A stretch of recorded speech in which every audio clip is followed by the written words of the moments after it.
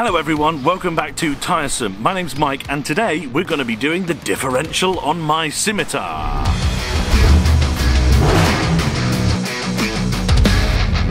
First of all, let's rewind back a couple of months when I did my first long journey in the scimitar. It's about an hour and 20 drive each way, and on the way back the differential really started to get quite loud. It's always been quite loud, but there's no rear interior in the back of the car, and there's supposed to be. I've taken a lot of sound deadening out as well, so I figured that was just kind of, you know, it didn't sound unhealthy, it was just noisier than you would expect it to be, I guess. But on this particular journey 2 months ago, it got, you know, loud to the point where I know it's not supposed to sound like that. It didn't sound like I was doing damage, it was just escalating. It sounded almost like I had a straight cut gearbox or something going on. So I got back from that trip and luckily the car was fine. And Father and I, at that point, we thought we would have a look and see what was going on. And this is a bit of footage I got from then of the fluid that came out. We should really collect this somewhere else so we can count how many bits of metal there are. Sure, should be fine. All the teeth. The teeth? What, you think there's been a skull in it? Ooh. Oh, okay, that's very thick. That isn't much oil. No, it's not much at all. That's why the differential's been so loud. I haven't seen any teeth come out though. No, they're probably blocking the hole. Shall I stick my finger in it? Did you have to? You didn't even ask first. At least an Ice Cream and a Westlife CD.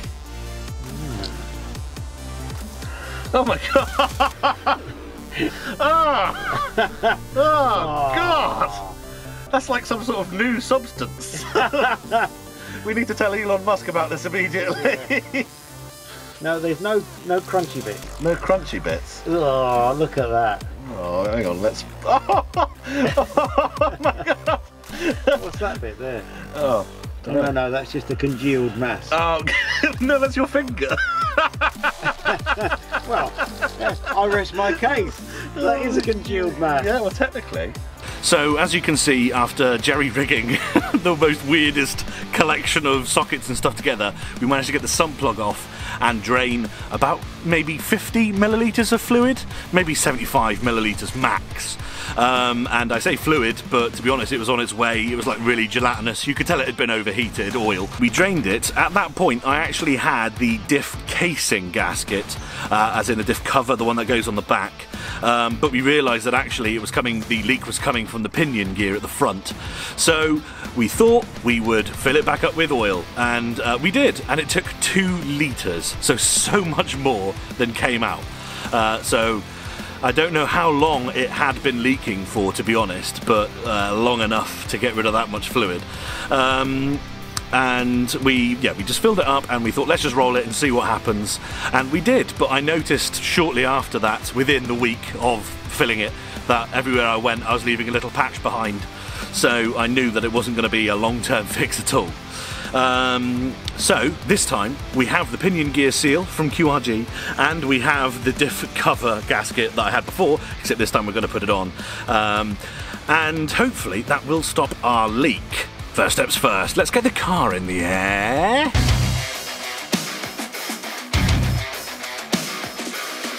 Ta-da! You can see there's a big old drip on the bottom of the sump plug there. The main leak is at the front of the pinion here of the diff. It doesn't actually look that bad on camera, but trust me, in real life it looks bad. And this is evident because if I go up to the top of the body there, you can see all of the oil that's been coming out of here and then being sprayed all over the underside of the car by the prop. So let's try and keep some of that inside the diff this time, shall we? The prop is actually just held on by the bolts, as you can see around the flange there. But one thing worth noting is that it is worth marking where it connects to the flange and where on the actual prop it is when you take it off, because it can be balanced. I don't remember doing anything like this when I put it on, but it is worth doing it just in case.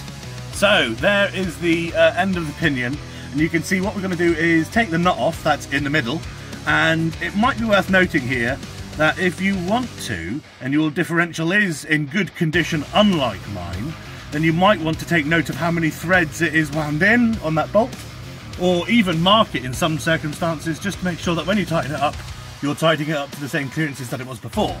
In our case, we're just going to make sure, kind of eyeball it and make sure it's okay that way, because the diff's absolutely solid anyway. You ready for the release of the grease? Yes. So what we're looking for here is, if we see as much fluid as we did at the beginning of the video in that dosage that we got out the first time. Or see if it's like a load, then maybe actually the seal's not as bad as we first thought. Or at least I first thought.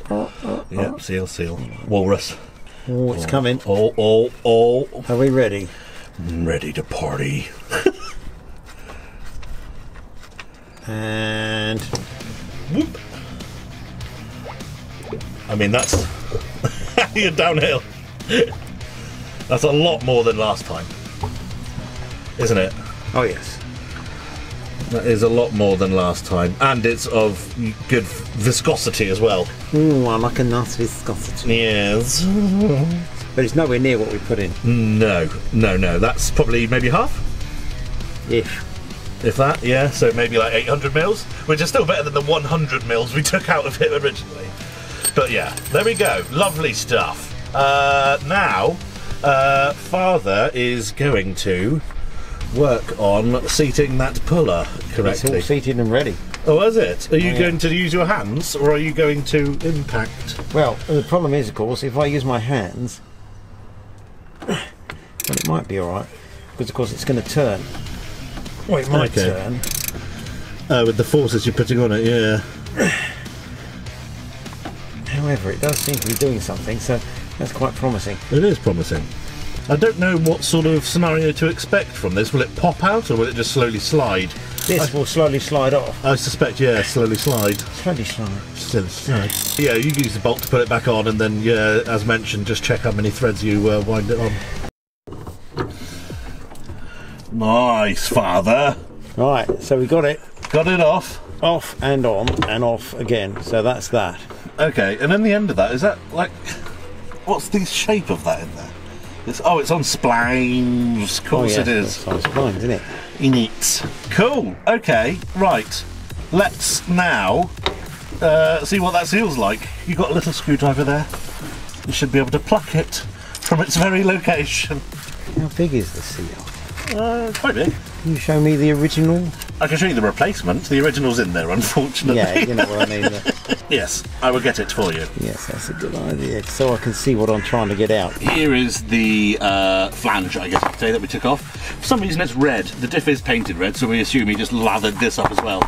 But you put that there, and then this side goes in face down, and it's quite a nice fit, and it goes and it sits quite nice and flush in there.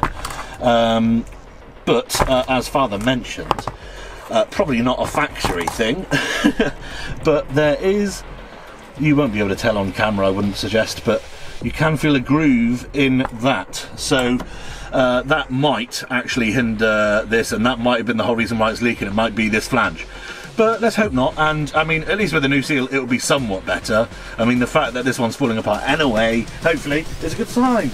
There we are, everyone. There's the end of the pinion with the flange out, and you can see that manky, rotten looking sod at the end of it, which is the other, the old seal. So hopefully our new one should definitely be providing a bit more, if not hull coverage. But let's hope so, because well, Father said he's pretty much going to have to destroy that getting out, which is exactly right, and let's hope that the other one is correct and all that. Father's under there feeling a bit sealy, and the issue we're having, or at least, you know, the complications we're having is autofocus, really. It just won't work under any circumstances, even when I'm holding something clearly in front of the camera that it really should be focusing on.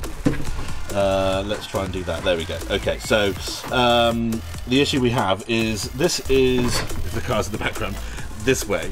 So we're trying to pry it out from this side. Focus. So we could either go on that sort of black plastic ring in there, damage that in, and then pull it out sort of from that way, or try and go down the outside here and damage the metal and then pull it out that way. Hammer. But Father needs a hammer. I think he's doing the damage the metal method. We shall see. Okay, now I don't know if worrying is the word, but this is the one Father just took out. And indeed, the destructive method was used. There we can go. Yeah, so chiseling the inside so you can get a grip on it and then pulling it out. And that's what it looks like. That's the seal. But worryingly, it doesn't look much like the replacement one. Now, it might be that what this does is crush. When you bolt the whole lot together, this crushes into place, which makes a seal and is also why it was a bit of a pain to get out. Don't know. We shall see how it goes on. It matches the diameter of the flange all right, so I guess all we can do is try it, and if not, well, I guess we could risk the car being in the air for a bit longer. But I've got confidence that QRG know what they're doing, and this is probably just an uprated version or something like that, I don't know. And there we go, just for your viewing pleasure, that is the back of a Salisbury 4HA axle on a Reliant Scimitar SE6A. As you can see, there's the splines and everything, and somewhere in there will be a lovely differential that really needs about 400 quid spending on it, and it's not bloody getting it.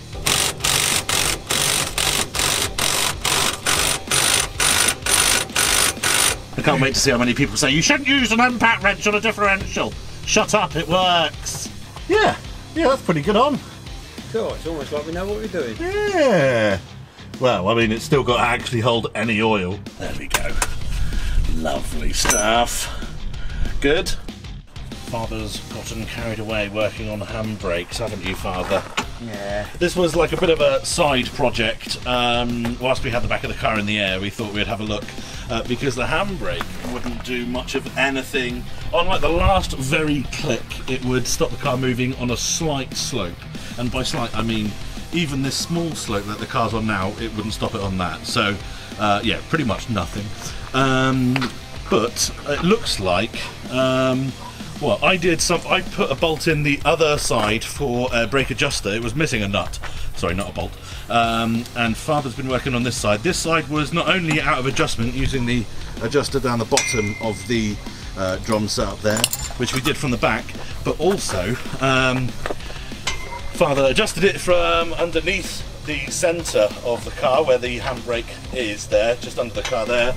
And it looks like that each wheel has, I don't know if you would call it an adjustment or whatever, but just looking into that now, but I tell you what, it's looking pretty promising that I might have even a little bit of handbrake, which is nice. I just thought that the cable was gone, to be honest, and that I'd have to buy a new one eventually. Right, everyone, what we're going to do now is, we're kind of partially the way through, but light is going here. So Father is going to fill the diff with some of that lovely, what is it, 1890 that? Yeah. 1890, yeah. Which is like some stuff that Penrite do, that is, I bought it from Classic Oils. I really like Classic Oils for their products. And they advised me on this one, and this one's got some sort of anti-shudder stuff in it. It's probably just snake oil, but it makes me feel warm and fuzzy at night, and hopefully this time it'll actually stay in the prop. Well, in the diff. Of course, if it doesn't and it just comes pouring out because we've got the wrong diff seal, then we know something is wrong. Okay, so we've got some oil going in. Woo! Yeah! Fun fact, guys. This Penrite 2.5 litre bottle, specifically Scimitar owners here, don't buy it. Get the 1 litre bottle. Get 2 1 litre bottles, not 1 2.5. Because the 1 litre was a piece of piss to fill. You just shove it up at the top of the body and fill your axle, or your diff. But this one is too big to get up there, and it makes the job a bit of a pain in the arse. So there you go.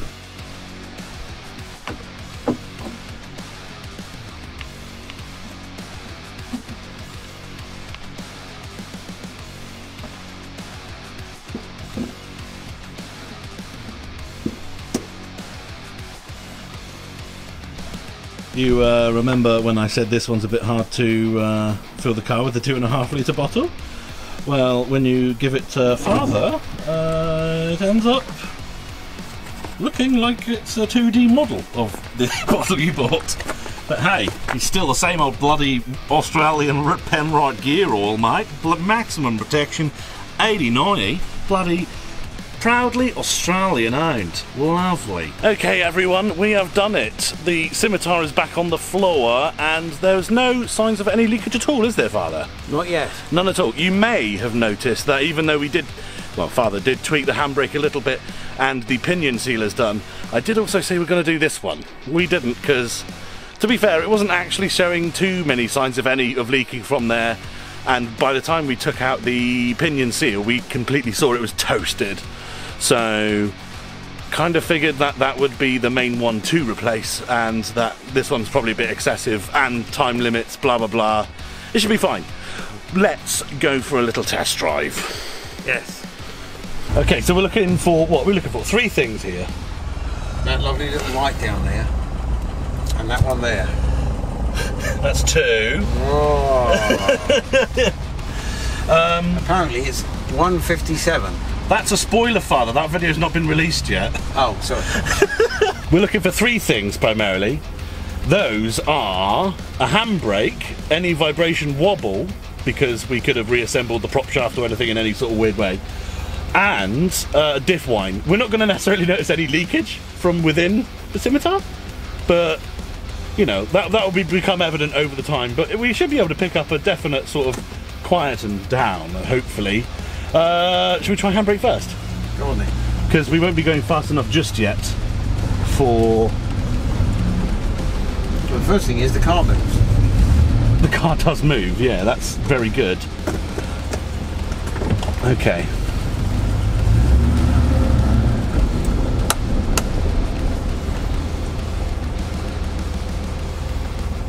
I mean, that's more than it was. It's more than it was.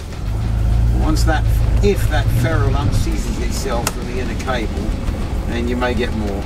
Yeah. You will get more if it ever... Well, yeah, that's correct, yeah. As you may, or probably not, be able to tell, the whine is much less. I've got the windows down because it's very hot and humid, and I will not record with them closed. But you've got to trust me, it is quieter. I'm just going to try something which... The thing is, the differential definitely needs work doing to it. So I'm just going to jab the throttle ever so lightly to see how much play we've got there. And actually, that is so much less than we had. That's that is so much less. That's incredible. I'm actually blown away. I can't believe that.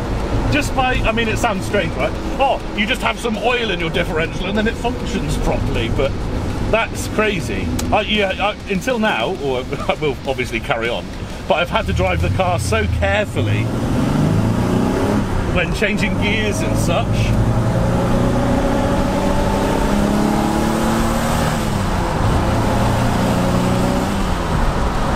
But that's smooth.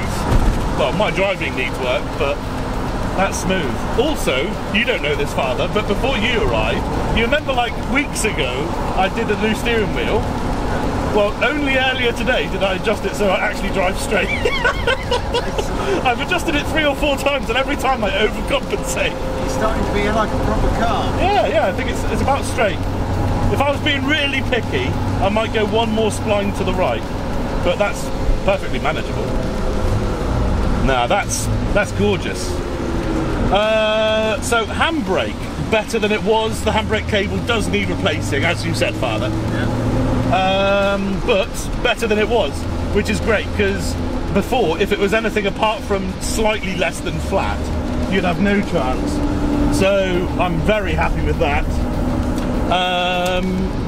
The diff is much quieter. You've got to remember, this car's got no sound deadening in it currently. It's got no back seats in it currently. There's so many things against it noise-wise.